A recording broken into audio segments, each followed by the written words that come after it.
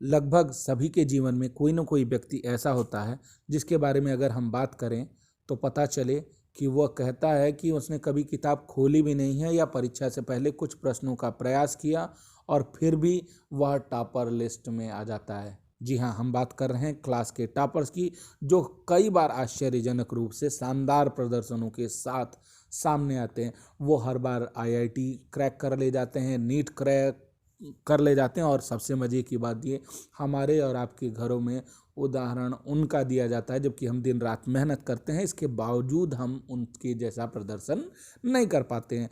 तो हम आज बात करते हैं उनके स्टडी हैक्स की। तो चलिए लेट्स स्टार्ट इट। पहला पॉइंट है उनका, ब्रेक इट अप। सारे विषयों को एक साथ कवर करने की जगह उनको छोटे छोटे हिस्सों में तोड़ दीजिए, ताकि आप अपना ध्यान केवल उन हिस्सों पर बढ़ा सकें। क्योंकि अगर आप समझना चाहते हैं कि घंटों तक अगर लगातार पढ़ते रहेंगे तो उस पर भी आपके दिमाग पर दबाव पड़ेगा। तो एक काम करना चाहिए, एक आइडियल मॉड्यूल की टाइम कई बार 50 से 60 मिनट होती है और इन 50 या 60 मिनट को कहीं और नहीं, केवल एक ही कार्य पर खर्च करें। और गहन एकदम डीप फोकस वाले ऐसे 3 सत्र घंटों के स्टडी की तुलना में बेहतर परिणाम देंगे। दूसरी चीज़, beat distraction by writing down your excuses. यह अजीब लग सकता है, लेकिन एक पल के लिए आप समझने की कोशिश करें कि अगर आपको पूरा करना हो तो अगर आपने सारे सामान को या सारी चीज़ों की लिस्ट अगर बना रखी है तो आप कहीं भी डिस्ट्रैक्ट नहीं हो सकते हैं। तो आप पहली बात तो ये सोचने की कोशिश करें, जो काम नहीं हो चुका है या जो काम बाकी है आपका, उसे आप राइटिंग में कर लें, नोट इट डाउन कर लीजिए और इस तरह से आपका सारा काम पूरा हो जाएगा। अब 3 P's की बात करेंगे। सबसे महत्वपूर्ण बात यह कि तैयारी के वे सभी दिन, जो लंबी रातों, ग्रुप स्टडीज, सभी के साथ परीक्षा के दिन आ जाते हैं, कोई फ़र्क नहीं पड़ता कि आप कितनी अच्छी तरह से तैयार हैं। ये समय होता है जब आपके दिमाग में एकदम तनाव आ चुका होता है और ऊपर से भले शांति दिखती है लेकिन आपके अंदर बहुत बड़ा तूफान आया होता है। तो ऐसे समय में हमको और आपको 3 P's की ज़रूरत पड़ेगी। पहला, प्लानिंग।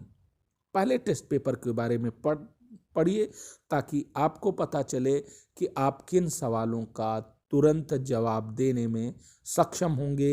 अंत में एक टाइम बफर जोन रखिए और कुछ को समय आवंटित करें। जैसे एग्जामिनेशन में आपके 3 घंटे हो सकते हैं, तो 180 मिनट का पेपर है और मार्क्स के हिसाब से आप टाइम अलॉट कर लीजिए। इसे कहते हैं हम प्लानिंग।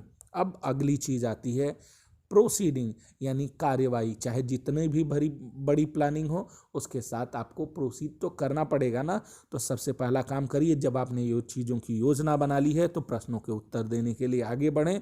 पहले आसान प्रश्नों को चुनें और उसके बाद जैसे ही आपने आसान प्रश्नों को हल किया, वैसे ही आपके दिमाग को एक रिवार्ड मिला है, डोपामाइन का रिलीजन होगा और इससे धीरे धीरे आप पेपर के हल करने की गति आपकी बढ़ती चली जाएगी। और जब एक बार आसान प्रश्नों को हल कर लीजिए तो कठिन प्रश्नों को लीजिए और शेष समय को उन कठिन लेकिन पूरी तरह से हल करने योग्य प्रश्नों पर गंभीरता से विचार करने के लिए आवंटित किया जाए।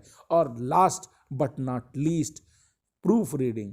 अब किसी भी गलती की जांच कर लेना बहुत ज़रूरी है। We need buffer time. सबसे बड़ी बात ये कि एग्जामिनेशन यदि 3 घंटे का है तो कम से कम आपके पास 15 मिनट का प्रूफ रीडिंग का टाइम होना चाहिए। क्या आपने उसको पढ़ा है? कई बार हम लिखते समय स्पेलिंग एरर्स कर देते हैं। कई बार हिंदी मीडियम के छात्र हैं या हिंदी मीडियम में लिख रहे होते हैं तो आपके साथ सबसे महत्वपूर्ण समस्या हो जाती है कि उसकी वर्तनी गलत हो जाती है, या कोई अक्षर ज़्यादा लिख दिया गया या कोई अक्षर कम लिख दिया गया, और इस तरह से आप टॉपर लिस्ट में हमेशा स्थान बना सकेंगे। May lord Krishna bless you all. Thank you.